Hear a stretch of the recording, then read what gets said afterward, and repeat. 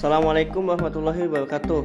Halo semuanya, kami akan memaparkan materi tentang data dan informasi. Namun sebelum itu, kami akan memperkenalkan diri kami terlebih dahulu.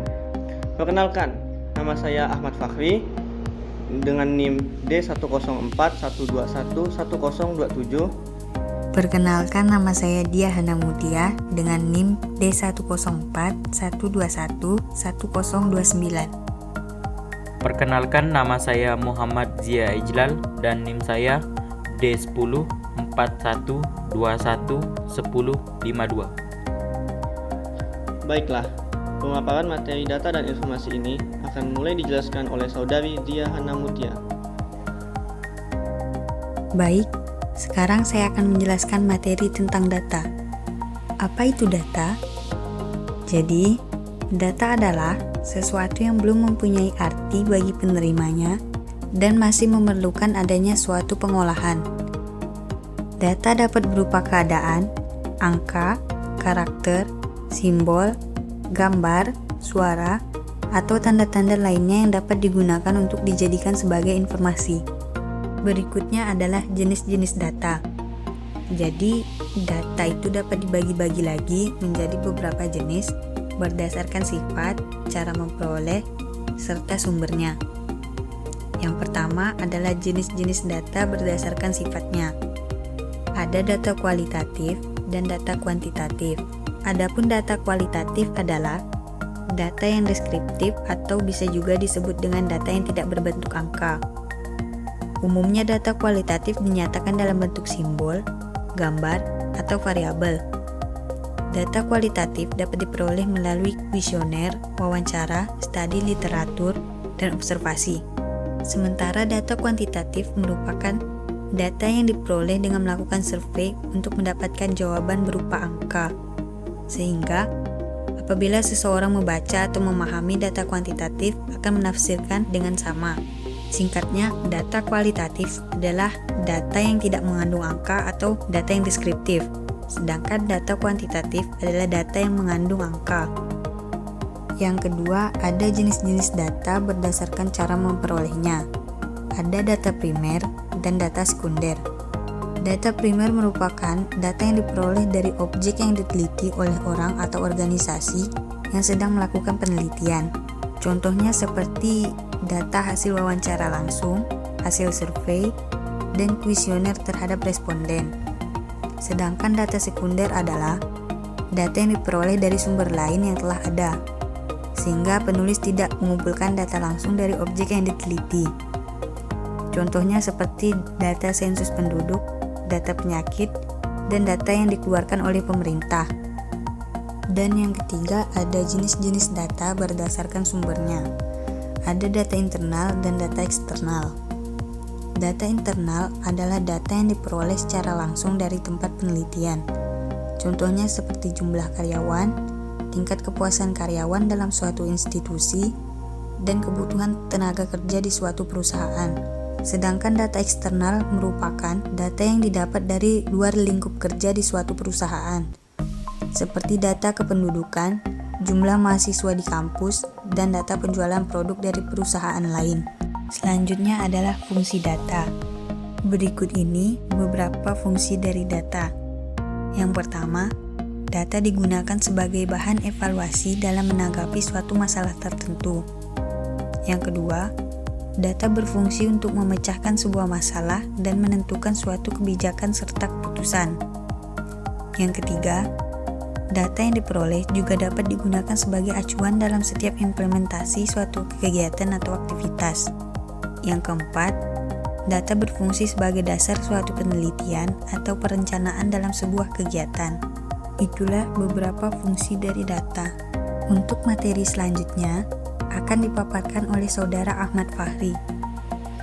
Apa itu informasi? Informasi adalah hasil pengolahan data yang sudah dapat diterima oleh akal pikiran penerima informasi yang nantinya dapat digunakan untuk pengambilan keputusan. Jika yang kita berikan hanyalah data yang tidak diolah menjadi informasi, penerima akan kebingungan dengan apa yang kita maksud. Bro, adik gue motor loh. Hah? Iya, adik gue motor. Hah? Bro, adik gue udah bisa bawa motor loh. Wis, mantep.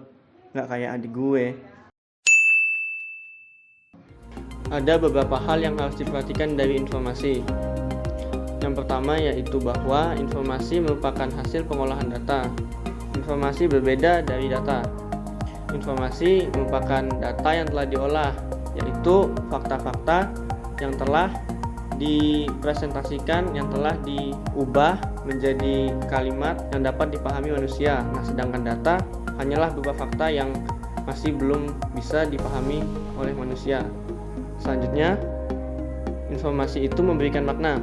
Informasi pada dasarnya harus memiliki arti agar dapat dipahami oleh orang lain. Jika tidak, maka hal tersebut tidak bisa disebut informasi karena tidak bermanfaat, yaitu poin ketiga. Informasi haruslah bermanfaat. Bila tidak bermanfaat, informasi itu tidak akan sesuai dengan fungsinya. Selanjutnya kita masuk ke kriteria atau ciri-ciri informasi. Informasi itu akurat. Informasi harus mencerminkan keadaan yang sebenarnya. Selanjutnya, tepat waktu. Informasi harus ada saat diperlukan. Yang ketiga, relevan. Informasi harus sesuai dengan yang dibutuhkan. Yang keempat, lengkap. Informasi harus utuh dan tidak boleh setengah-setengah. Yang kelima, aktual. Informasi harus bersifat terkini atau yang sedang hangat dibicarakan. Yang keenam, faktual. Informasi harus didukung dengan fakta sehingga terjamin kebenarannya. Menarik. Informasi harus memiliki daya tarik atau daya pikat. Dan yang terakhir, bahasa yang digunakan atau dipakai haruslah singkat, padat, dan jelas. Untuk materi selanjutnya akan dipaparkan oleh saudara Muhammad Zia Ijlal. Saya Muhammad Zia Ijlal akan melanjutkan materi tentang data dan informasi. Jenis-jenis informasi. Jenis informasi yang pertama yaitu informasi nyata atau faktual. Informasi nyata atau faktual adalah informasi yang hanya berhubungan dengan fakta. Biasanya, jenis informasi ini jarang memberikan latar belakang yang mendalam tentang suatu topik tertentu. Jenis informasi yang kedua adalah informasi analisis. Informasi analisis ialah sebuah informasi yang biasanya dihasilkan oleh peneliti berdasarkan penelitian dalam studi tertentu. Jenis informasi yang ketiga yaitu informasi subjektif. Informasi subjektif adalah informasi yang hanya dilihat dari satu sudut pandang. Biasanya informasi ini berisi tentang pendapat atau argumentasi dari pihak tertentu. Dan jenis informasi yang keempat yaitu informasi objektif. Informasi objektif merupakan informasi yang dapat dipahami dari berbagai sudut pandang. Fungsi informasi. Informasi sebagai sumber pengetahuan. Informasi menyediakan peristiwa dan kondisi dalam masyarakat tertentu, menunjukkan hubungan kekuasaan, serta memudahkan berbagai macam inovasi. Dengan begitu, masyarakat umum bisa memperoleh informasi yang berkaitan dengan kebutuhan atau kepentingannya, dan sebagai sumber pengetahuan baru. Informasi sebagai hiburan. Informasi juga dapat berfungsi sebagai media hiburan bagi masyarakat.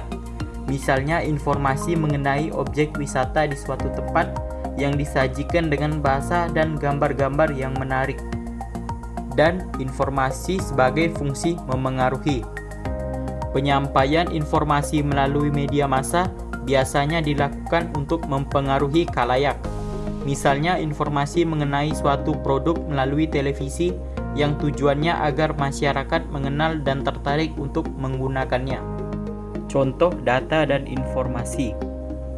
Contoh data: Jalan Ahmad Yani, kecelakaan lalu lintas, 2 buah motor, 18.00 waktu Indonesia Barat, Rumah Sakit Mitra Medika.